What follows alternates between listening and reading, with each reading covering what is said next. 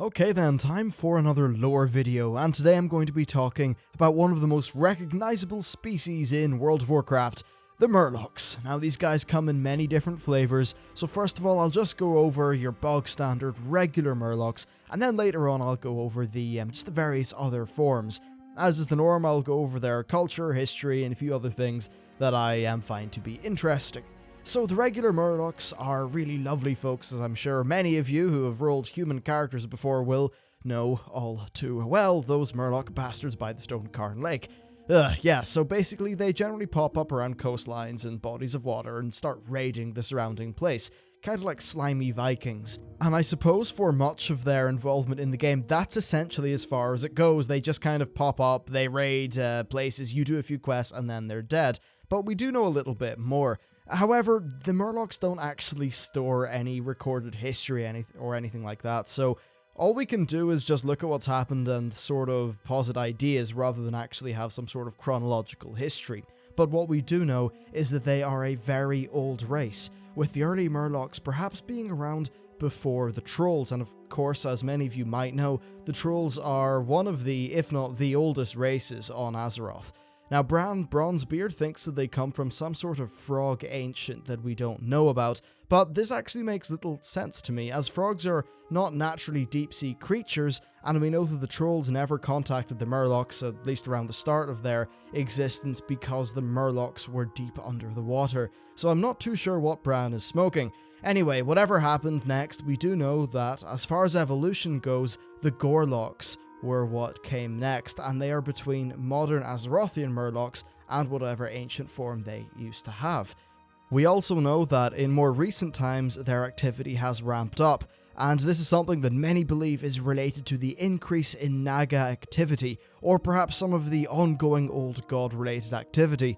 Basically, they're under the command of some sort of hostile force or have been maybe driven out of their underwater homes. Both of these do sort of explain their invasive and aggressive manner.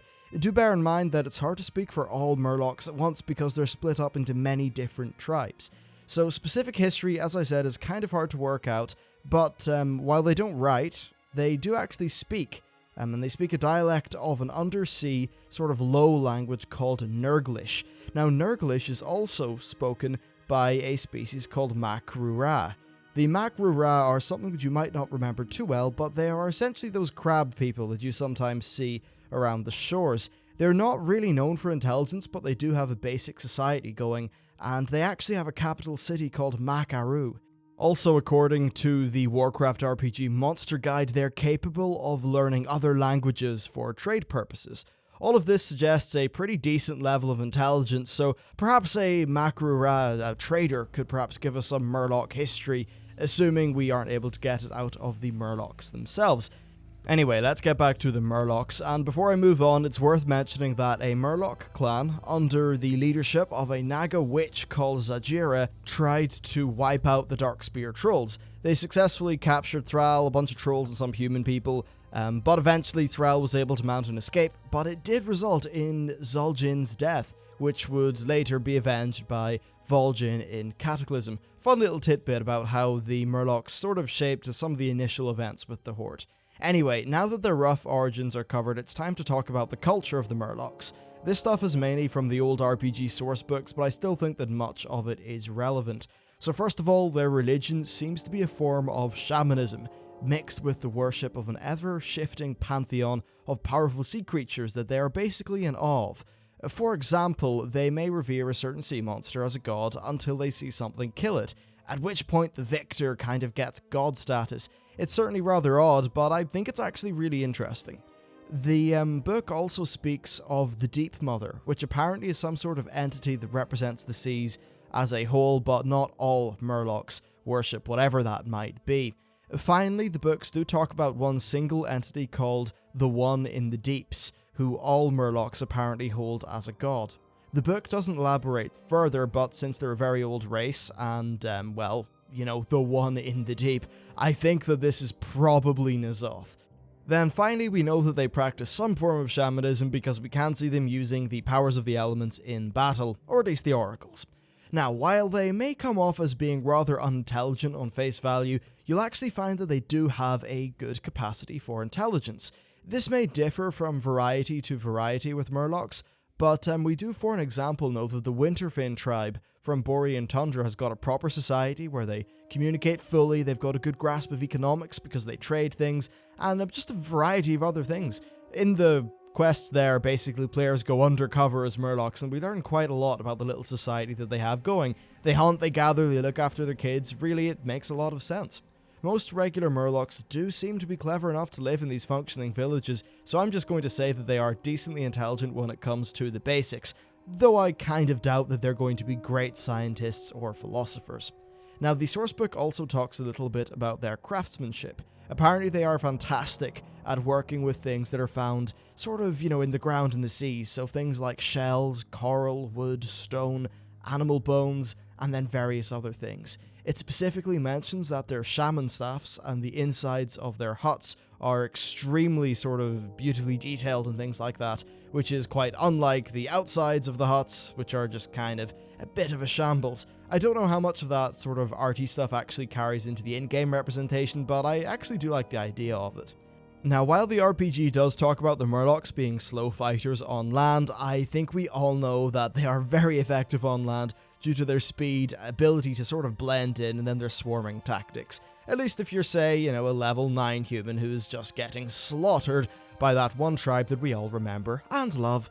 Right, so that's basically it as far as the basic Murlocs. Most of the time they're just fodder in quests and are kind of inconsequential in the context of the wider lore. What I think is perhaps more interesting are the various other sort of related versions of the Murlocs that we see throughout the world. So first of all, we'll start with the recent one, the Genu from Pandaria. These guys were actually originally a tribe of Murlocs who lived near the Vale of Eternal Blossoms. The power of the Vales basically just gave them sort of larger, more developed bodies, and then also, of course, enhanced intelligence. The advice and predictions of the Genu water speakers carry a lot of weight with the Pandaren, to the point where visiting one of them is basically a part of becoming an emperor. So they are very important and clearly extremely intelligent. Their elevated development has resulted in them basically sharing little with their Murloc ancestors in terms of characteristics or anything like that. Now that the Genu are covered, let's talk about the Gorelocs. So these guys are found in Northrend, and despite Blizzard for some reason describing them as the next evolution of the Murloc in an interview, they are actually considered to be less evolved than the Murlocs of Eastern Kingdoms and Kalimdor. We know this from Bran Bronzebeard's anthropology notes, which are in the 5th issue of the WoW magazine, which is now not a thing that is in print. Now, as far as Gorelocs go, the one tribe that you probably remember the most are the Oracles. Now, the Oracles are a bit different. Their exposure to Titan technology has granted them more intelligence than is normal, and they basically see themselves as protectors of this ancient Titan technology, and they're also, of course, in the constant battle with the Frenzy Heart Wilvar, who are trying to claim new lands after the Scourge drove them from their homes. So basically, they are just more intelligent Gorelocs. Next, we've got mur'ghouls. Now, this is spelled G-U-L, not to be confused with the undead mur'ghouls. Yeah, a bit confusing. Essentially, the mur'ghoul is not really in World of Warcraft, but they're mentioned in the WoW RPG Manual of Monsters, and it's speculated that mur'ghouls have just kind of been merged in with the Murlocs that we see regularly in the game. So they are essentially Murlocs who have been transformed by the Burning Legion. We don't know if they were specifically transformed or if they were just twisted by the various demonic magics that were floating around the place, but what we do know is that they are larger, stronger, and they've got a thicker hide. They apparently fear the Naga, and Queen Ashara has actually got some of them basically imprisoned as slaves in Nazjatar, which is the main city of the Naga, something that we have not seen in the game.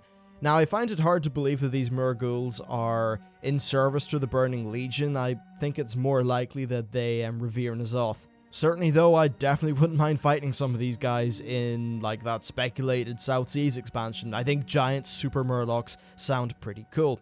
Now, next we've got the mur'ghouls. These are simply just undead Murlocs that have been risen by the Scourge to be a bit of a nuisance to us living people. And after them, we've got the Deep Sea Murlocs. Now, these are actually ones that in-game we see quite often be in service to the Naga, or, be slaves to the Naga.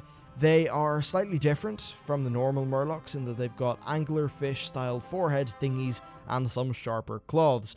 Honestly though, it just seems like Blizzard wanted to make some new shiny Murlocs for Cataclysm, and they're probably not that different in any significant way other than a few under the ocean adaptations, like the bioluminescent thingy.